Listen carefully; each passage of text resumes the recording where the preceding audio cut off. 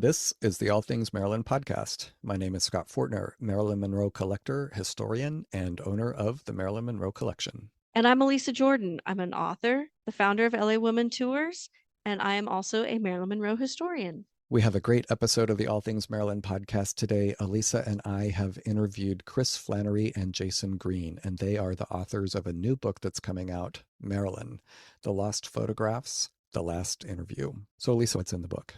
This is a really interesting book because Marilyn gave an interview at what we now know to be the end of her life. She gave an interview to Richard Meryman, who worked for Life magazine, and Allan Grant took the accompanying photos a short time later. And Jason Greene and Chris Flannery have acquired the interview and the photos and put them together in a book that will be coming out in the late spring. And what's really incredible is it's 430 some photos. Most of them have never been published before. And I know what you're thinking. Oh, yeah, never before seen photos. We've seen that before. But the truth is, these are actual photos of Marilyn from the session with Allan Grant that have never been published. There are over 300 images that have never been published before. And everything is included in this book, along with transcripts of Marilyn's final interview. And of course, as Elisa mentioned, she gave the interview basically just weeks before she passed away. The magazine was still on the stands when she died. The timing here is really poignant and a really intimate look into Marilyn's life just in the final weeks leading up to her unexpected and really tragic passing. Yeah, I think this interview and these photos mean a lot to Marilyn fans because the way life presented her, it was in her own words. She's photographed in her own home. As we discuss in the interview with Chris and Jason, they didn't retouch the photos. So you're seeing the real Marilyn.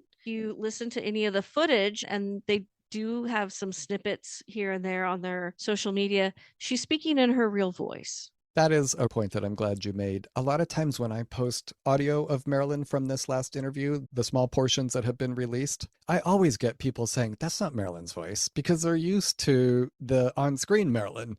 Right. The Lorelei Lee voice. They're used to the Lorelei Lee voice. And when they hear the real voice, it's a bit shocking because I guess a lot of people don't realize that wasn't Marilyn's actual voice, what they heard on screen. Her image was so powerful, people believed that Lorelei Lee or Paula from How to Marry a Millionaire is the real Marilyn.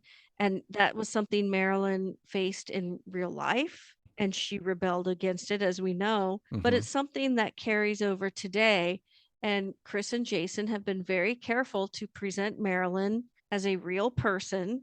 She is seen as she really looked. And if you listen to the interview, that's how she sounds. They were very careful and respectful, and I appreciate that very much. So you can go to YouTube, do a search for Marilyn Monroe final interview, Marilyn Monroe, Richard Meryman. That gives you an idea of the clips that actually have been released for the public to hear. The book, however, goes through the transcript for the entire interview, and there are many different topics that are discussed, and we're going to get into that in today's interview with Chris and Jason. Shall we dive in? Let's do this.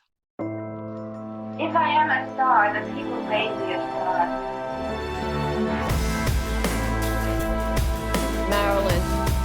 Marilyn Monroe. Like the stage here and now, fame is fickle. Marilyn Monroe. I give you the two most exciting words in the modern dictionary. Marilyn Monroe!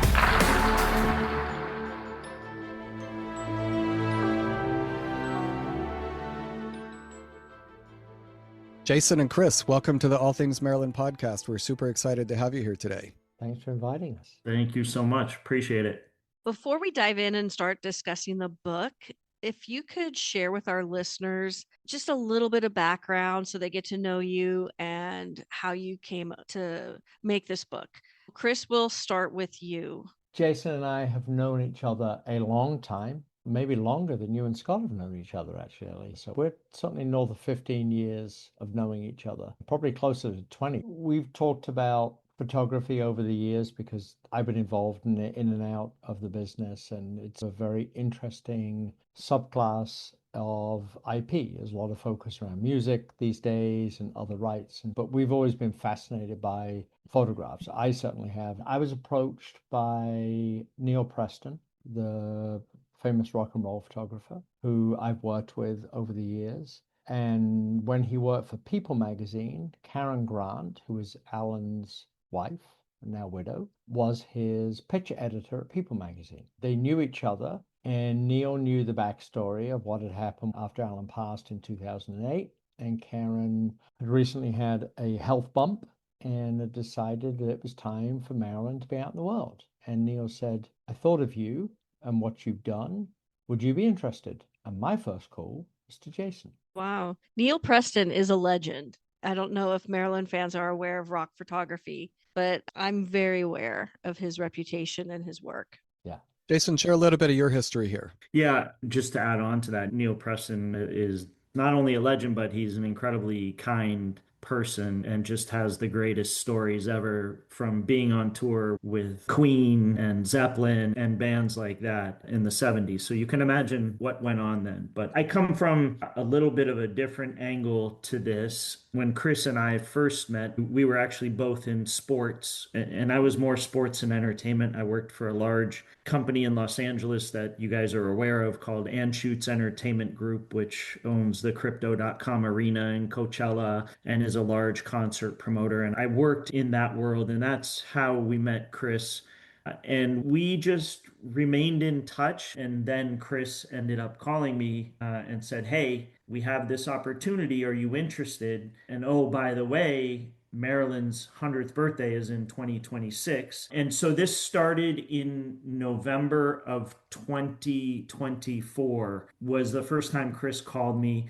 December of 24, we flew to LA and we met with Karen and Chrissy, her daughter, and Neil Preston was there as well. We went to their house in Brentwood, California, not far away from Marilyn's house. And we spent about 4 to 5 hours with them, just talking and stories and history and looking at all of the images. And by March, we had signed our agreement to acquire the copyright to all of these images. We're truly fortunate and grateful for Neil and Karen Grant, who's Allan's widow, who just is super generous, super kind, super entrusting, and really saw us as the next guardians of these images. Jason, tell us a little bit about what it was like when you were first introduced to Karen and when you started to learn more about what she had. There were 432 photos of Marilyn in that archive. We'd love to hear what your thoughts are about that initial meeting. And then Chris, if you could chime in too.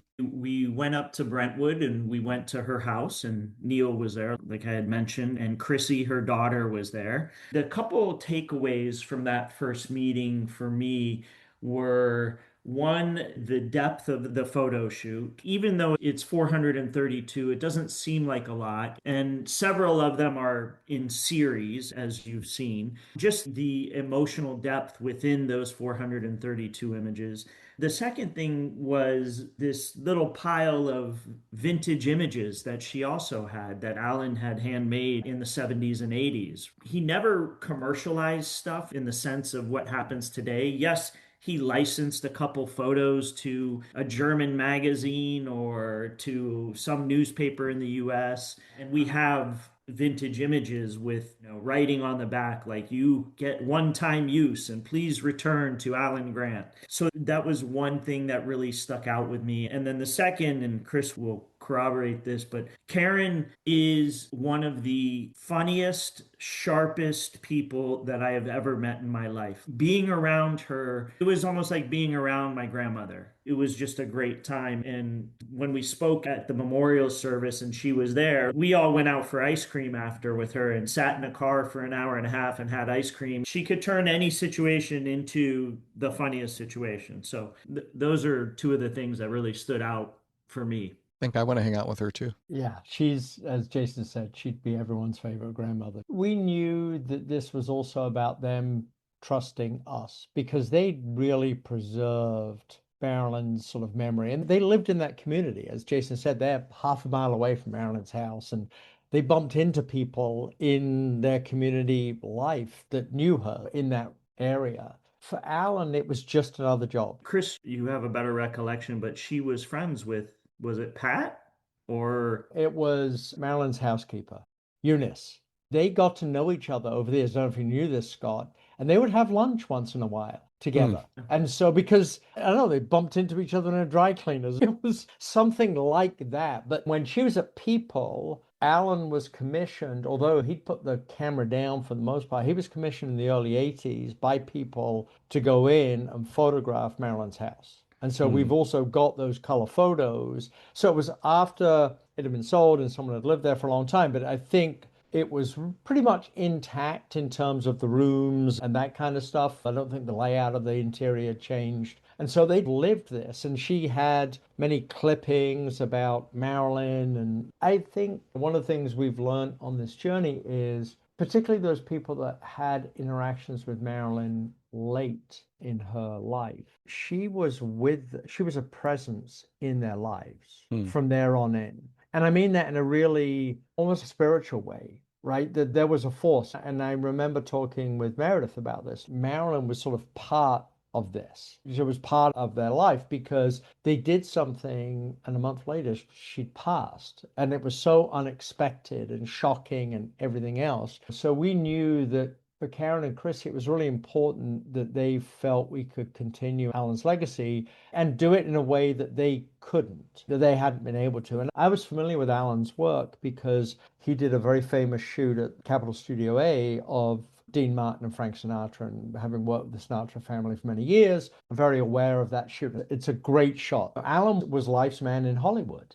And so the house also, Jason, was like a museum of photos, some of that were cover shots, some that didn't end up being cover shots, but were great photos of Allan's. And so it's just really interesting to hear about that Life magazine culture and what the great people that have walked through that. And Karen knew those people, the Eisenstadts and these famous photographers who were part of that community of great life photographers. Allan worked there 20 years. And so he was part of that. He's in the book. So it was just phenomenal, everything that Jason said. So I think we had to get to know each other in a way that there was much more than just some transaction, because they were sharing history with us. For and sure. they had to know that we valued that history. And I think in some ways we value it maybe even higher because it's not just Marilyn, it's also Allan and Richard Meryman, and how that whole story weave together. That was our insight that there was something much bigger than just a photo shoot. Chris, just talk a little bit about how you got from meeting Karen to bringing in Richard Meryman's daughter into this project. I'm a great believer in synchronicity, and you got to see the big picture, right? And it's a round world, as our business partner of mine would say, and a small world. And they shared with us at that time a very rough audio. You remember, Jason? I think Chrissy was playing it on an iPad. It's really hard to hear, but we knew that there was something else there. To hear her voice is so impactful, and it therefore creates a narrative to the photos that really makes it unique. With the greatest respect to Bernd Stern and Larry Schiller and Milton Greene and many other photographers who shot Marilyn in a much more glamorous setting, now hearing her voice and knowing that it all happened in her house, that she'd invited these gentlemen in, and how important it was at a time where she felt affronted. And if you listen to the whole audio, she's very careful not to mention the studio's name and people's names. She's very respectful about that. But you can hear her pain with that she feels she's not been well treated. And so it really sort of is this time capsule that we found there. And so we completed the deal with Karen. I went out and picked everything up and traveled back with Marilyn, and we just needed to get it digitized and scanned and preserved quickly, right? So we could really start to see what was there. And then when we listened to the audio, I said, this person must be, let me look. And so I searched for Richard Meryman and found that he had a daughter. Karen, there had been some tragedy in Richard's life with his first wife, and that Karen knew her. And Karen ultimately was just amazed that we'd found the Meryman family. And so I looked, and sure enough, there's a wedding announcement. The daughter of Richard Meryman in New York Times. So I started looking, New York area, and I got a couple of hits and looked in, and there was a Facebook link, and I said, maybe this is her. It seemed right. She was living in Connecticut. Some other things about it made it feel real. And I sent her a Facebook Messenger and said, hey, are you Richard Meryman's daughter? If so, I'm with a partner who've just acquired the Allan Grant photo archive of the Marilyn shoot, and we have a copy of the audio. Would love to talk to you about this. And she texted me back within a couple of days, said, I am. Would love to talk to you. Let's talk. Wow. And then the small world moment is her daughter and my son were at the same small liberal arts college together in the same year. Both were Wow. athletes. And in fact, my son took her daughter as a date to their first athletic formal in their freshman year at college. Wow. Okay. That's For a real, sign. these. Yeah. That's Wow. amazing. That is really amazing. Yeah. So I will share, just full disclosure, years ago, somebody sent me the full 4 hours of You audio. told me. Yeah. And it really is amazing to sit and listen to Marilyn. And you're right. She is very careful. She's very strategic. And you can hear the pain in her voice over the way that she had been treated by the studio. It's really quite something. You mentioned that Allan Grant was hired in the 80s to photograph Marilyn's house. Could you give a little bit of insight into that as to what the story was and why they wanted photos of it? Because in this interview, Marilyn's house is almost like a secondary character. The focus is on Marilyn, but her home really is part of that experience. I think there was an article being run because the house had been sold and the photos were used in people. I've never been able to find the actual issue that it was in, Elisa, but we've got the images. There are 60 color slides of it. And I agree with you. It's not just the setting of the interview and the photo shoot. I think it's such a significant place, and that was really made apparent in everyone that we've spoken to in the Maryland world, people like Scott and the people at the Maryland Estate and others. That's a very important and significant place. And I think Karen felt the same thing about it as well. And so my understanding is people were doing an article about the sale of Marilyn's house in the early 80s. I've never seen them, but I think there's some pictures somewhere that Karen has of her and Eunice and Allan together at some function. And maybe even Scott, Eunice went there that day with Allan to give him a little more color around the house. There was something that happened, but I'm sure we'll put this out there and someone will tell us what day that People magazine came. Yeah, your fans out there will help us track it down. But the internet has not been that powerful for me yet. We'll see what we can do. Related to that, you've brought together two major aspects of Marilyn's life, which was right at the end: her final interview and her final photo shoot. And if you're in the Maryland community or if you're a fan, you often hear about unseen photos, and that's usually not the case. We've seen them. But you were kind enough to send us a preview of the book, and a lot of these photos really are unseen. When you were working on it, did you know how big this could be? We saw the proof sheets, the contact sheets that Allan had created. And there were 12 contact sheets that were created. You can go through and count them up and figure out when you actually see them and you see them properly sequenced and you can see them at a decent size, it takes on a different dimension. And I think fairly early on, Scott, we shared these with you, and I know we shared them with Greg. And I went to visit Greg at his house, actually, after I picked them up. They were sitting in the back of my car, and I'm at Greg's house, and I'm talking to him, and I realize he's not listening to me. He's just looking at these photos so intently, and I just shut up and sat there in that amazing room of his with all the memorabilia around. And I had no idea. Right. And he had met Allan. I guess Allan was doing a poster signing one day or something, Jason, and I think Greg had just moved to LA and he signed one.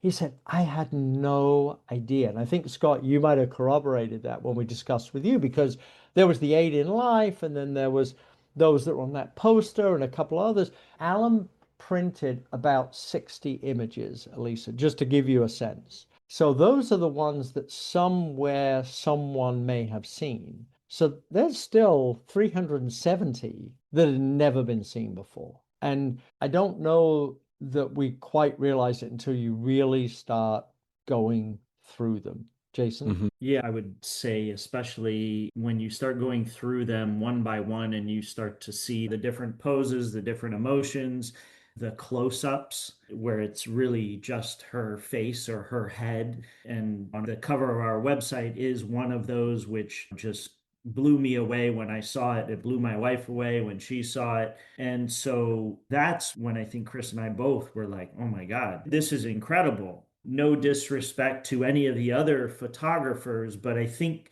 Scott and Elisa, you would be able to correct this, but I'm not sure that there are any other shoots where she is down to earth like this at that stage of her life and career.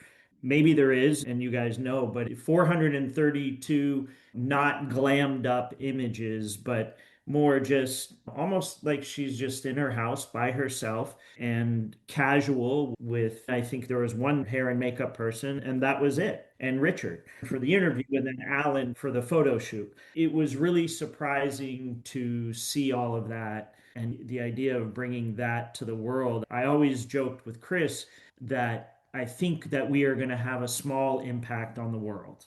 That's what I always say to him. And it could be very tiny, but it's something that in 30 years, people remember that in 2026, these new images, this new story, the spoken word, all of that coming out for the first time when there hasn't been a lot of newness in the Maryland world for a while. It really is amazing to think that there are these photos, and not just a few, but hundreds. So there were additional photos that were released from the magazine shoot. I know in the past I've seen a contact sheet from the Allan Grant sitting. Mhm. These photos, though, were so amazing, and it really goes to show Marilyn's expertise at being a model, because she's wearing the same thing, she's in the same room, and she just has so many different emotions and looks and feelings all as part of this one photo shoot in her dining room. She's in her dining room for every single photo. Yeah. It's a one-woman show, Scott, right? It really It's is incredible. one set, one piece of furniture,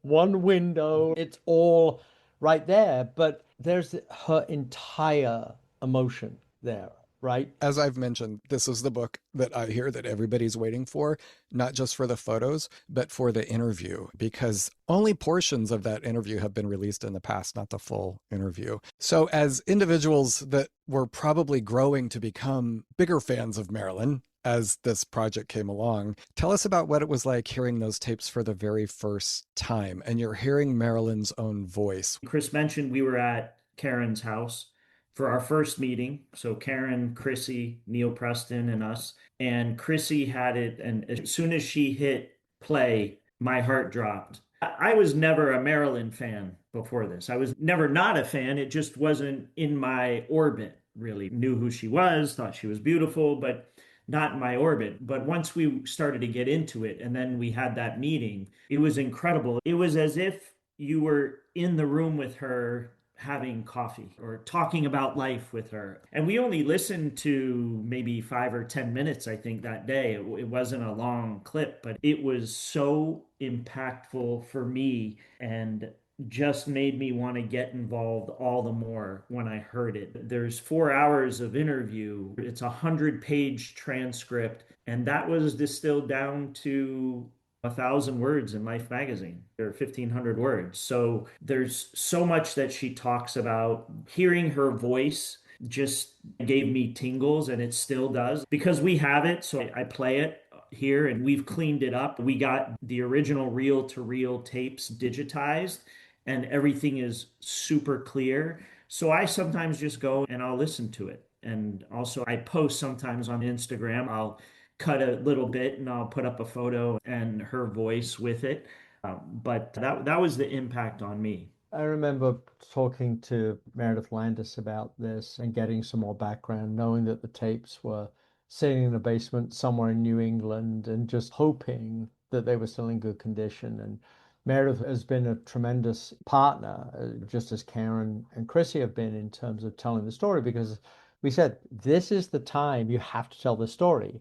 And our vision from the start was, if we could bring these two unreleased pieces of work out together in their entirety, we felt that would be impactful and something that would be cherished by Marilyn fans. But as we listened to it, it was so relevant for today. What she's talking about, struggles with fame, which sometimes people bring on themselves and sometimes is in this world of the influencer. It was her humanity, how sharp she was, how well read she was, how kind and funny she was. Some of the jokes that she's cracking on the side with Pat, and Pat's talking about baking, and I've been baking all day or something, Pat says at one point. Marilyn's going, you're Yep. so kind. It's like Jason said, you just felt like you're at the table and you've invited around for a cup of afternoon tea or something. It's really something. I feel very privileged that we've had the chance to listen to it in this much cleaner way without the background here. So I don't know the version you have,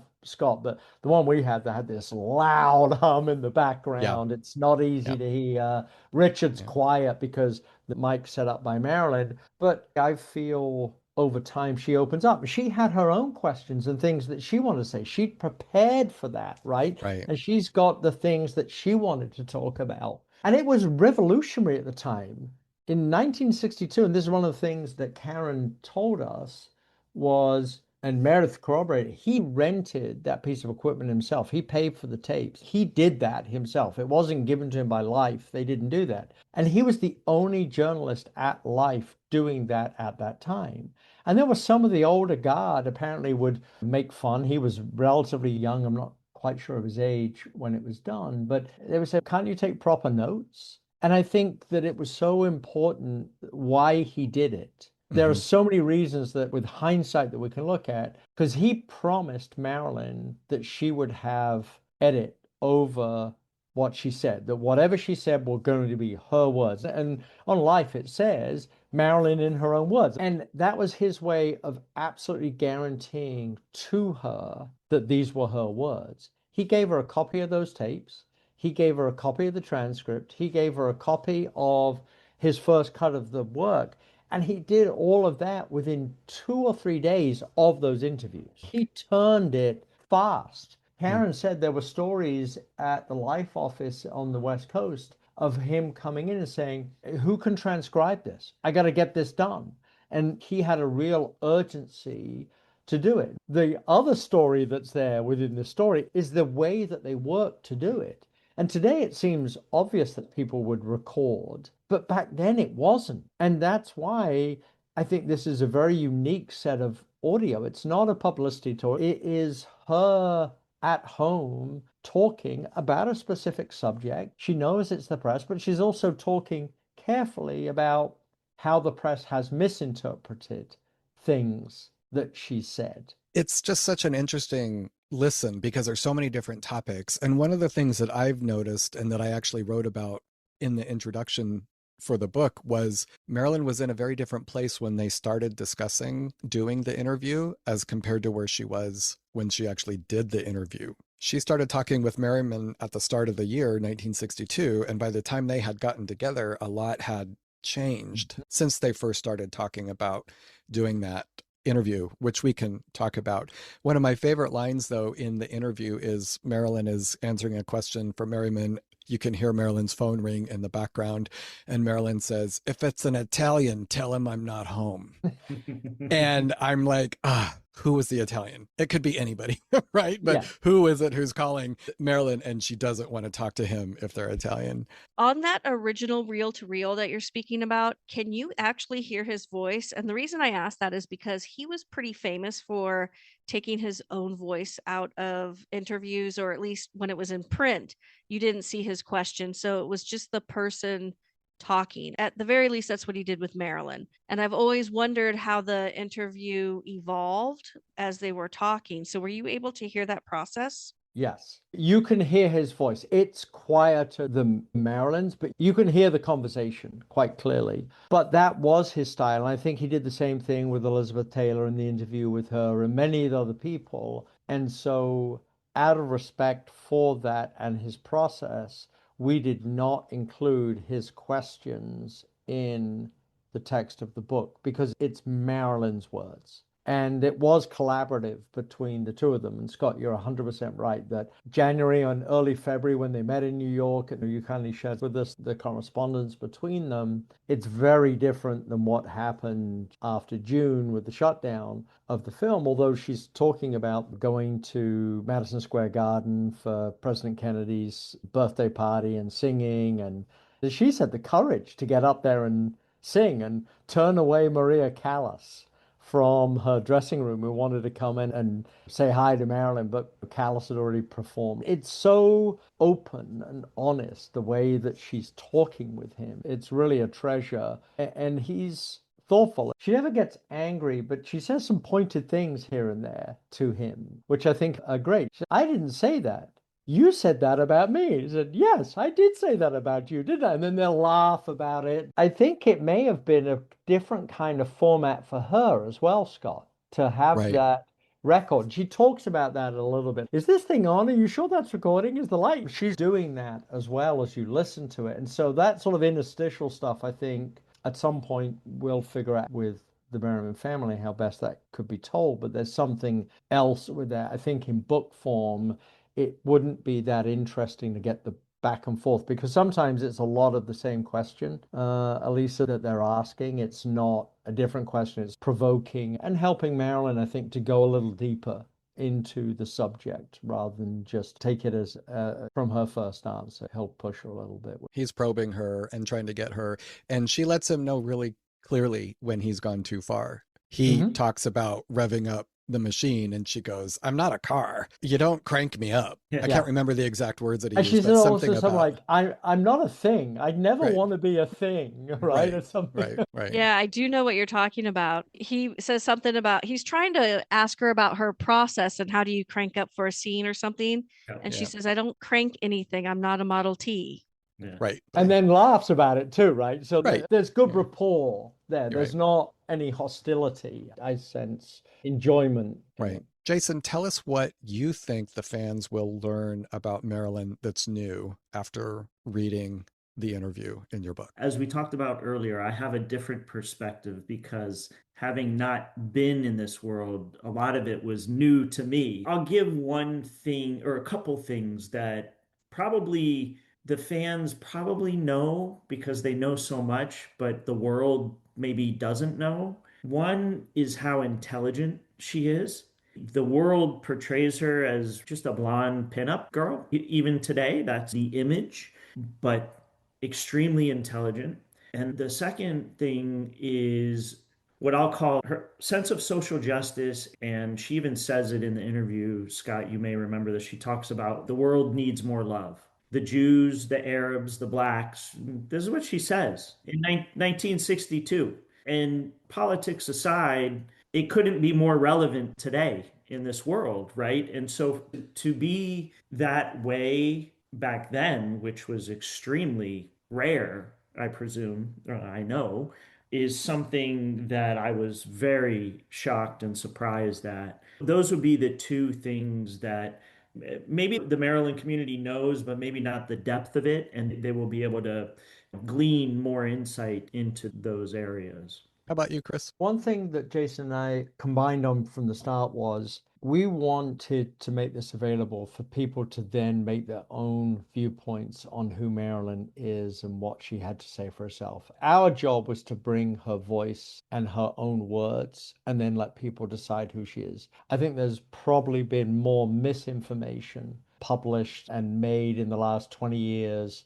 And as we get further and further away from her tragic death in 1962, that's perpetuated, right? That it's been about everything but her or her film career and everything else. And I think that the important thing that we're doing here is giving fans, new, young, old, just people that are intrigued, a chance to decide who she was, not for it to be interpreted. And I think that's what Meryman did do and Allan did do beautifully, was to see her as the human being that she was. So that's our hope, that people dig into this and find something that's relevant to them, learn something new and absorb it as new information, because I think for the most part it is new. It may support your worldview or it may change your Maryland view, but the things that kind of come through, that she talks a lot about art and being an artist. And that clearly is very important. And she means that as it relates to physical drawing art. It means written art and text and writers. And so she sees herself as a very creative being and living in a creative space, which she was. And she said, you can't just turn it on. I can't just cry on cue and give you one drop tear. I can't do that. If I could, that'd be great, but I can't. And so I think that is a really important piece of this. She admits, okay, I'm late sometimes. And then other times we get there on time and they keep us hanging around for 2 hours. So what's up with that kind of thing? Yeah.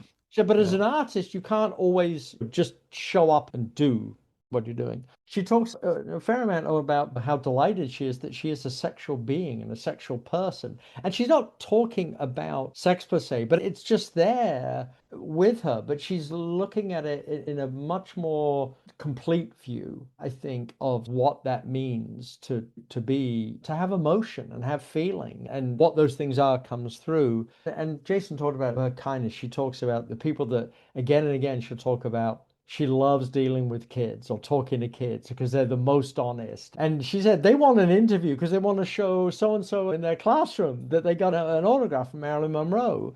And then she talks about everyday people on the trash truck or whatever. They're my favorite people because they just accept you as who you are.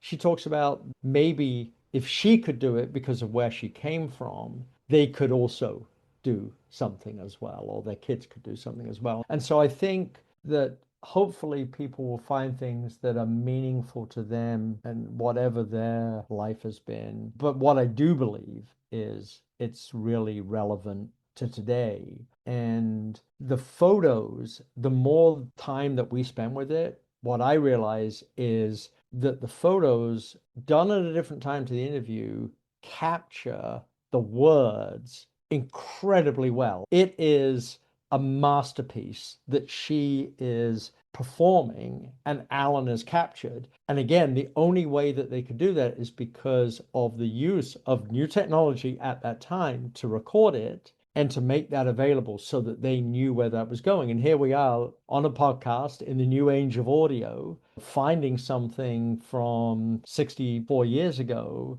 that luckily was put in a time capsule and we can bring back to life. Looking at the photos, it's like she's being interviewed right in that moment. A lot of people don't realize that they were taken at a different time. I think your more informed Marilyn fan knows that the photo shoot was taken after the interview, but I think a lot of people think that those are photos of her actually being interviewed in the moment. So she did an amazing job. One of the things in the audio that I love is she talked about how important it was that her fans got their money's worth, that she wanted to give them the best because they were paying to come and see her. And it was really important to her that she gave them the best of her. And I thought that's a true artist. When it comes to the presentation of the book, did you work with a designer or did you have an idea of what you wanted the book to look like? The book is very clean when it comes to the layout. It's feminine without being too girly. And the book is also organized by topic.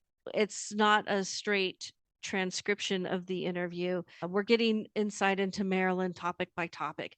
Was that your idea? Was it the editor's idea? Was it the designer's idea? How did that all come together for a final presentation? Jason and I can take no responsibility for any of the good things that have been done in this book because we worked with a first-class team. They really knew what they're doing. Karen, our editor with the publisher, really, we delivered the material for them and said, you know how to make a book. You're publishers. Tell us how this should be done.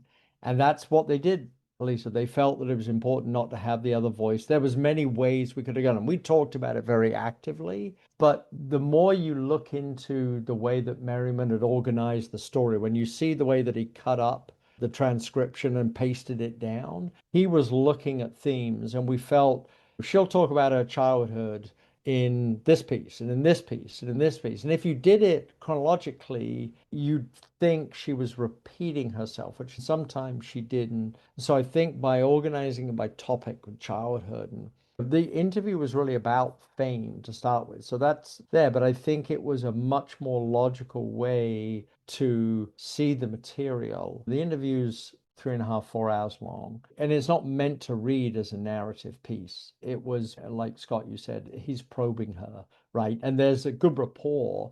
And I think by organizing my topic, it's a much better way to really see all that Marilyn had to say about her childhood in this one place, rather than you're on page 200 and you're reading about her childhood, and on page 150 and you're trying to then to thread that together. Jason? Yeah, we worked with a great publisher called Weldon Owen, part of Insight Editions, and both the actual publisher Roger and the editor Karen were incredible, not just in how they designed the book and presented it to us, but also in the way that they worked with us. It was a very interactive process once they had their first draft, and they were very open to our suggestions, our changes. Collectively, we chose the cover photo, the cover image, some stuff that we wanted included that they made room for. So it was actually a very smooth working process. And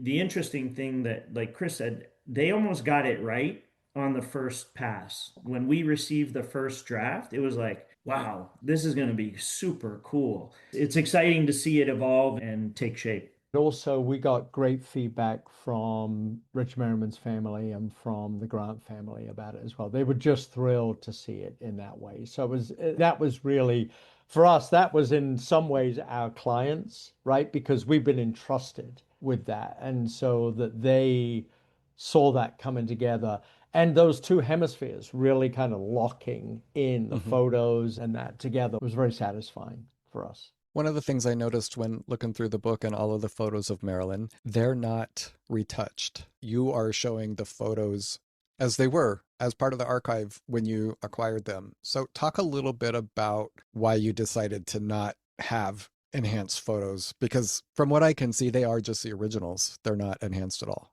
Yes and no. You're right in that we felt we wanted to show her in her home as naturally as we could. There are some things, Scott, that we did take off. There were some hairs here and there. But what we didn't want to do was affect how Marilyn looked. So more it was as the negatives have picked up a spot of dust here. Those kind of things we did fix. But what we didn't want to do was enhance her in any way. They're not cropped and edited. They are pretty much shown as the frame is. And I think that all of us felt like we wanted to show it as it was. This is the first time the complete work has ever been seen. So see it as it was. Don't let the editor's view get in there. And we've got a hair out of place here and there. That's life. It's okay. We wanted to leave it as naturally as I think she intended it, and the artist in Allan Grant intended. I don't think it was heavily lit. She wasn't heavily made up. And I think that's important that that shines through. What I like about what you're saying is you're not trying to present a Marilyn who doesn't exist. The idea is to present Marilyn in her own words, the way she really looks. I've seen the photos. She's still the most beautiful woman I've ever seen. That's the way she looks. It made it artificial and unnatural to what you're saying, Elisa. And we didn't like that. I think what I love about this photo shoot is, and I might struggle a little bit with how I'm trying to convey the sense of the message or the feeling, is these are photos of Marilyn representing herself as part of this interview. They're not glamorized, they're not sexualized, they're not necessarily staged.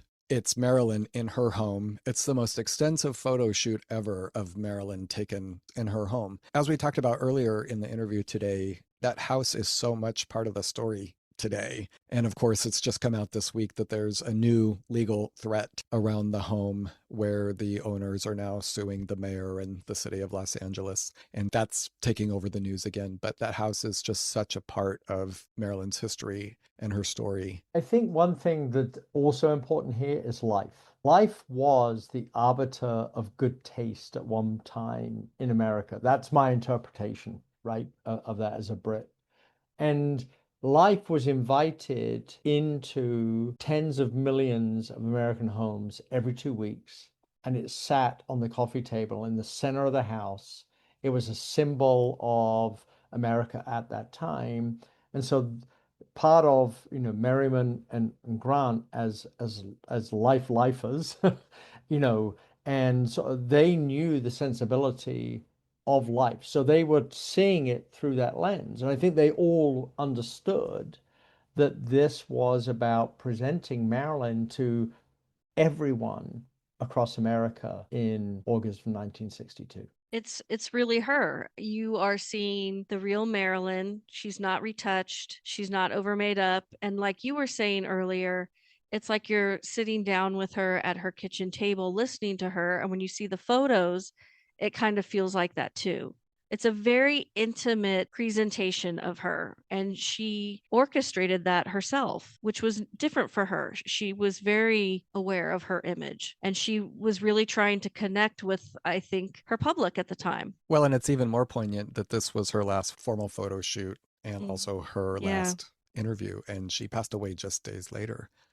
This is our last look at her during her lifetime. One question that I have for both of you is, what impact has the project had on both of you? What was the hardest part? What's been the most challenging? And what's been the most rewarding? I think the most rewarding, I'll start there. As I mentioned earlier, I think that we are going to impact the world, not just the community, but the world a little bit. And having the only, call it, new story, new photos, new information, and giving that to the world and being able to say we gave Marilyn the final word. That's pretty cool. That's rewarding.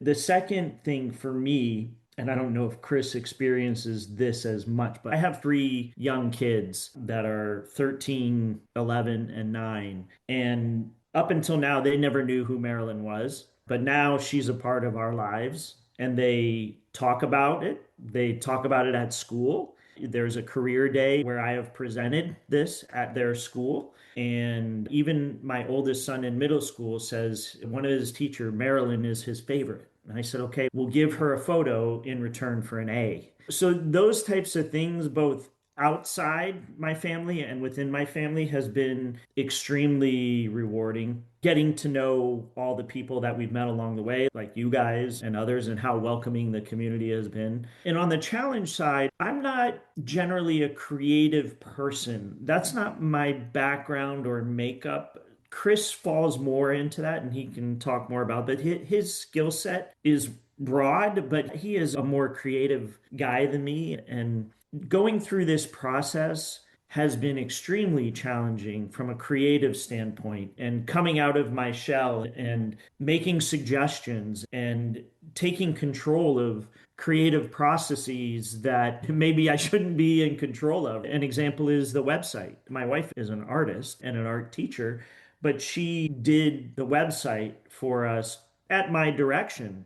Mostly I was, hey, change this, do that, make it here, make it there. And I've even now, since that time, have taken that on in adding stuff to it, adjusting. And those were all personal areas of weakness in my life and challenge that I'm having to push through. And then the other piece is, how do we get this out there? How do I have the greatest impact, whether it's selling prints, or as you guys saw in the book, we reached out to artists to reinterpret Marilyn.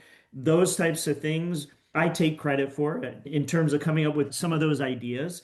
So that's really challenged my skill set on a broader scope. What I would add, and Jason's doing himself a disservice, he's much more creative than he gives himself credit for, but maybe he's just having a chance to exploit that part of himself. When you don't work for a company, you just kind of have to, you got to wing it sometimes. If Jason's right, everything he said there. I would add in, I've worked a lot with people like the National Portrait Gallery and these huge institutions, and seeing their reaction to the images and the story.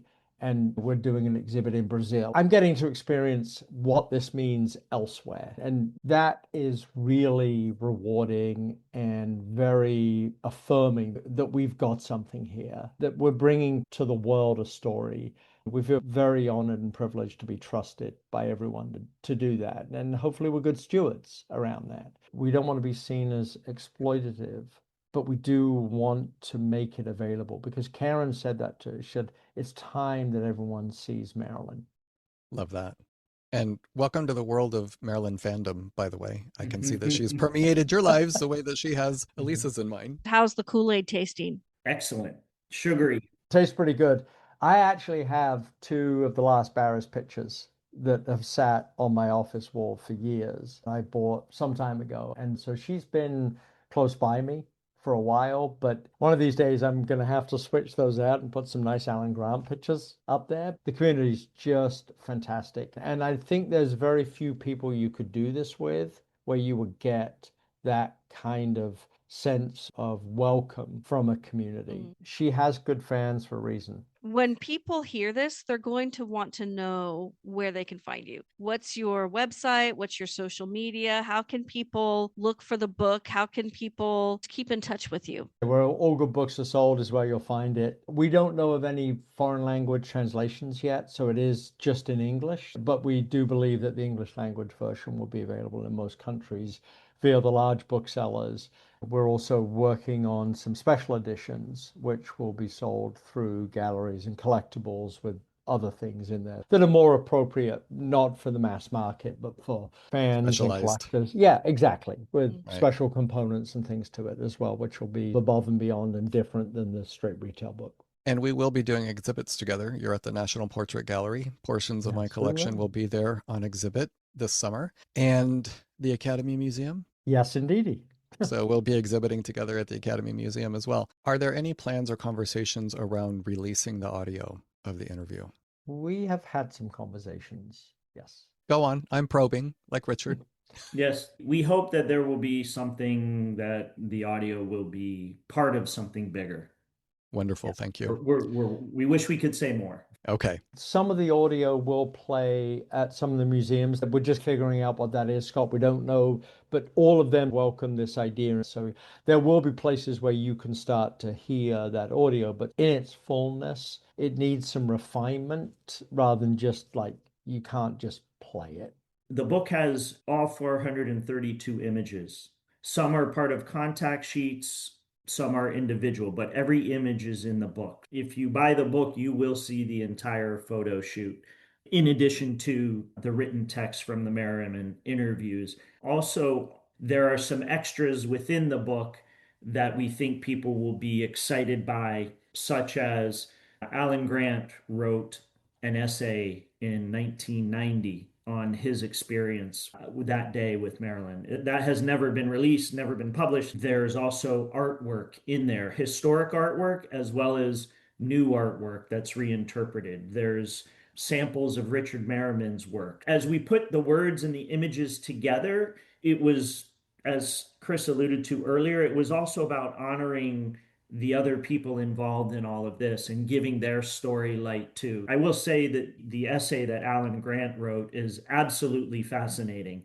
and is, I think, incredible. We're so lucky he wrote it and that it's in the book. I just wanted to say that because the book is more than just the photos and the text of Meryman's interview. I actually contributed one of my collection artifacts for the book also. It was a letter that Marilyn received from Meryman. And I found it fascinating how he was letting her know that she was in charge. And at the same time saying, you don't need this. You're a huge star already. You don't need this interview, but we really want to tell your story and talk about fame. So the way that he built her up was, I thought, interesting. And so I bought that years ago at auction and I thought, gosh, this would be incredible to add to this story. Scans of that are available in the book also. I'm really happy to contribute to it.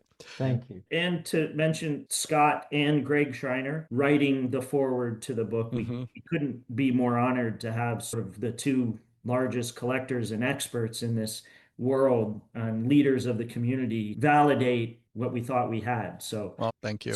Super grateful to have you guys involved in this as well.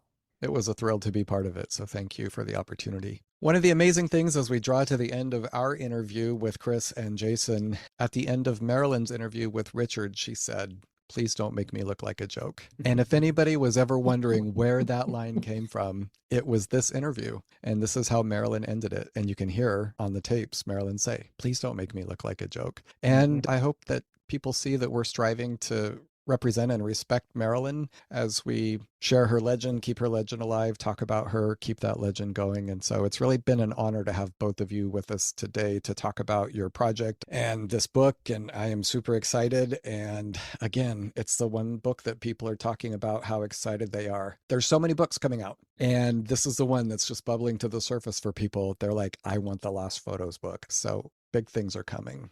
Thank you, guys. Thank You're you for amazing. having us. Yeah. Thank you. Thank you. you. Elisa, that was amazing, don't you think? Yeah, I was really impressed with them. It's incredible how Marilyn just works her way into people's lives. I think that's what happened to you. That's what happened to me. And then we have here two gentlemen who just stumbled into something that was huge. And now she's very much a part of their life, their daily life also. And not only that, but they took the time to get to know Marilyn, so to speak, and did a really great job in how they presented her. I'm impressed because, like we talked about during the interview, you and I got to see a little sneak peek of the book, and they really went out of their way to present Marilyn respectfully, authentically. And kudos to them. Kudos to the Meryman family and the Grant family for trusting the right people, because it could have been very easily turned over to the wrong hands and been a disaster. You and I have seen instances of that. And that's not this book at all. I am quite sure that all of our listeners will absolutely love this book if they buy it. Remember that you can get a copy of it starting in May at marylandslostphotos.com. We want to thank you for tuning in to the All Things Marilyn podcast. If you've got any feedback or suggestions for topics for us to cover, you can email us at allthingsmarylandpodcast@gmail.com, and you can follow us on Instagram at All Things Maryland Podcast. Thanks for tuning in, and we'll see you next time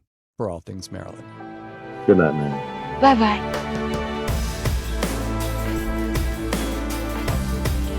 You loved on the screen, and that's the one thing that survived, you know. I realize more and more the responsibility, but you do miss sometimes just being able to be completely yourself and someplace and people just know you as another human being.